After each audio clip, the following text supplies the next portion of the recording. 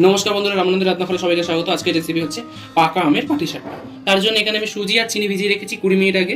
আর এদিকে আমটাকে আটি থেকে রসটাকে আলাদা করে নিয়েছি। এখানে নারকেল কুড়িয়ে নিয়েছি, আর এখানে নিয়েছি হচ্ছে ময়দা, চিনি আর নুন। এবার হচ্ছে নারকেলটাকে একটু ভেজে নেব চিনি দিয়ে। এইদিকে হচ্ছে কড়া বসিয়ে দিয়েছি। এবার দিয়ে দেবো এর মধ্যে হচ্ছে নারকেল কোড়াগুলো। তার মধ্যে দেবো হচ্ছে চিনি আর স্বাদ পরিমাণে নুন।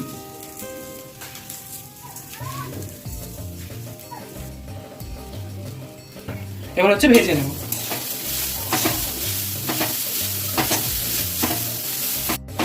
নারকেলটাকে ভেজে নিয়েছি, এবার হচ্ছে ব্যাটারটা গুলে নেব।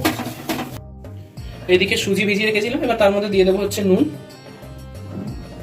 এবার দিয়ে দেবো হচ্ছে আমটাকে, পাকা আমটাকে। এবার এর মধ্যে দিয়ে দেবো হচ্ছে ময়দা। ময়দা দিয়ে ভালো করে ফেটে নিতে হবে।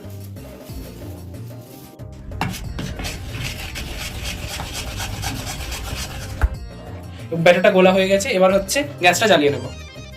কড়া গরম করে তেল হচ্ছে ব্রাশ করে নিয়েছি। এবার হচ্ছে ব্যাটারটা দিয়ে দেবো।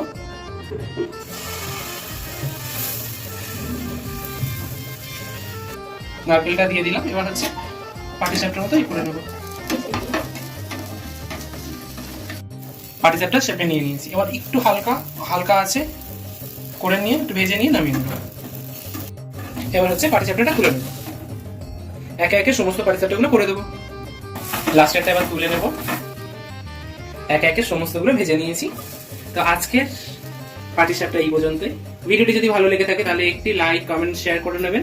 আর পাশাপাশি আমাদের চ্যানেলে সাবস্ক্রাইব করে নেবেন। আর এরকম ভাবে আমের পাটিসাপটা আপনারা বাড়িতে বানিয়েও খাবেন। Thanks for watching.